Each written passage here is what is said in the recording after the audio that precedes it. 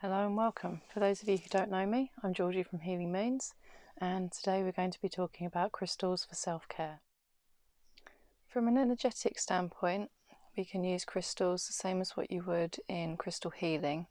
So it's using a crystal's energy to align our vibration with it, because when we hold crystals within our aura, they will then affect the vibration and the energy that we are absorbing via our energy system of our body, so our chakras and things like that.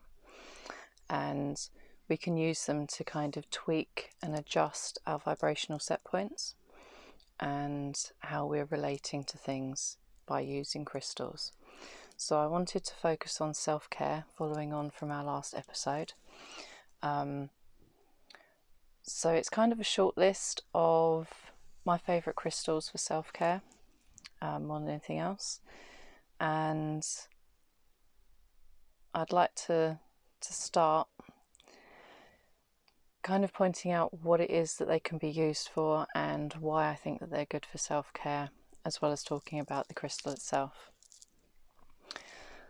So given the circumstances that I'm recording this in at the moment and what's going on in the world, I thought it would be important to include a crystal for sleep and anxiety, and it can also help with headaches, which is amethyst.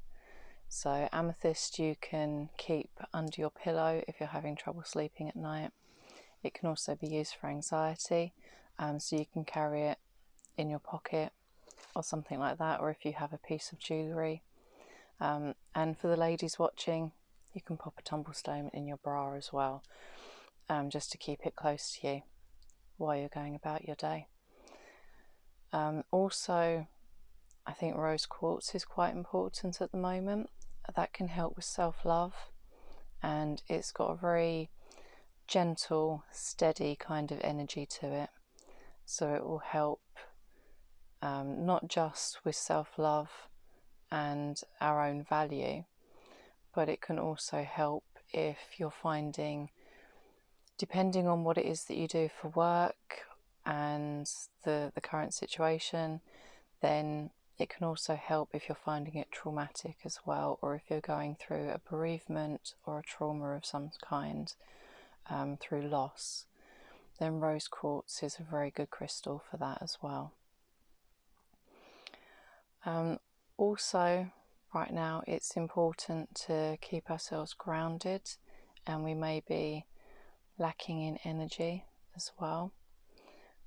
So something like citrine is really good for energy, or tiger's eye. Tiger's eye will also keep us grounded at the same time, and help boost our energy and motivation, because they're to do with our lower chakras, which is where our energy centers are in our solar plexus, which is the citrine, and then there's also the sacral chakra, which is tiger's eye.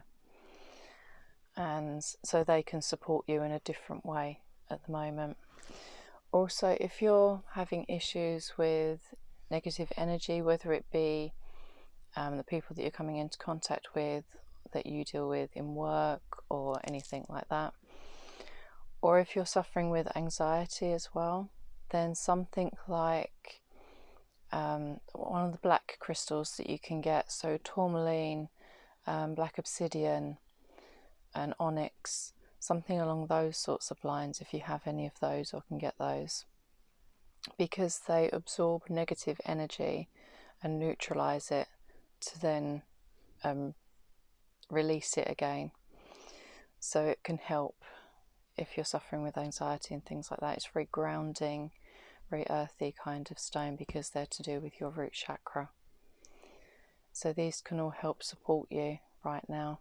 Also, another one that I wanted to mention is moonstone, because that will help you with the uncertainty right now that's going on. So it helps you go with the ebb and flow of life.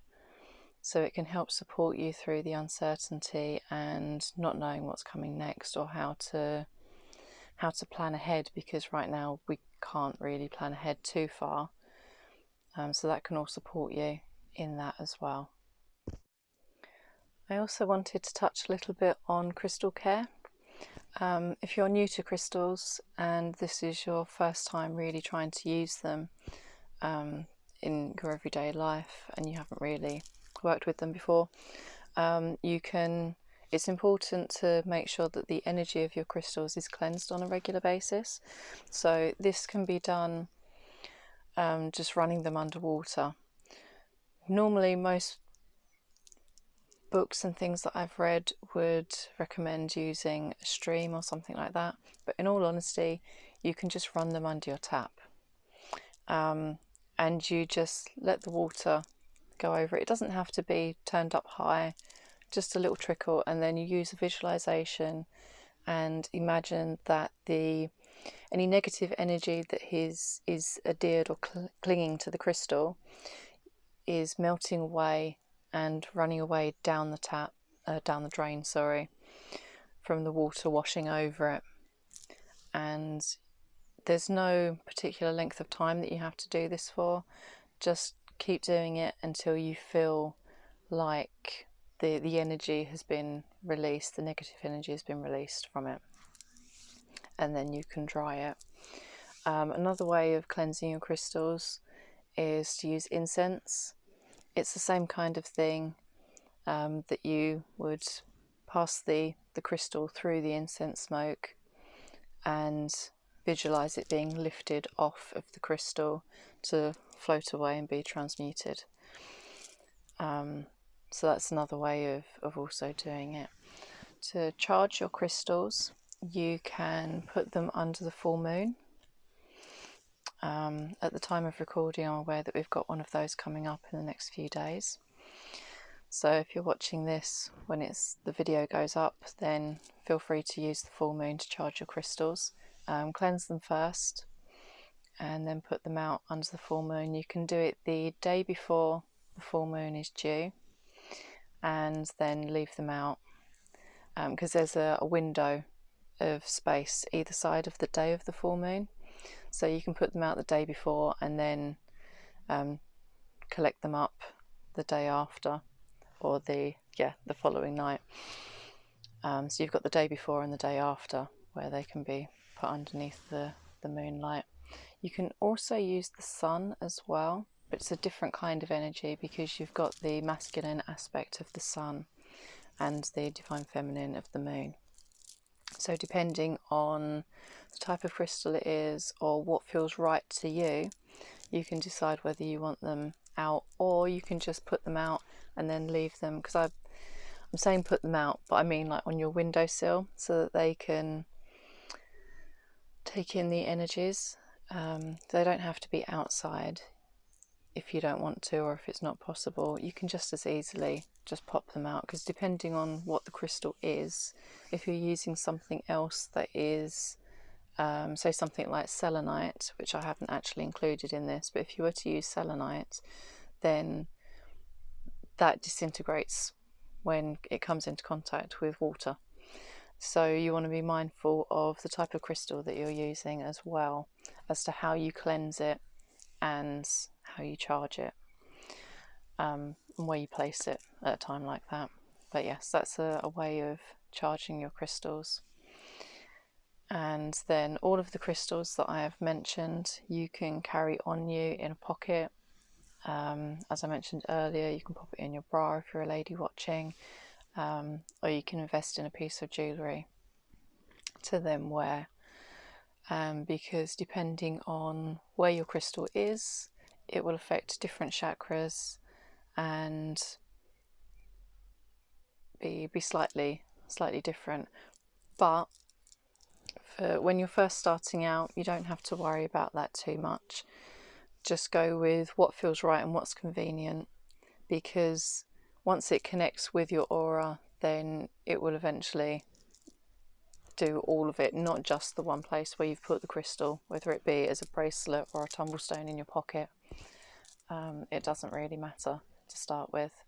It's just kind of getting you into that habit of working with them and how to look after them and to cleanse and charge the energy so that they are serving you for your highest good. Thank you for joining me for this episode. I hope that you found it helpful and that it supports you at the moment with everything that's going on. And yeah, if you've enjoyed this, please give me a thumbs up and feel free to comment below how you're getting on with your crystals, or anything that you'd like to add. Feel free to add it in the comments, and I will catch up with you soon. If you're new to the channel, then feel free to subscribe and you'll be notified of all my videos that go up, which is every Thursday at 8 PM UK time. And I will speak to you all soon. Love and light. Take care. Bye.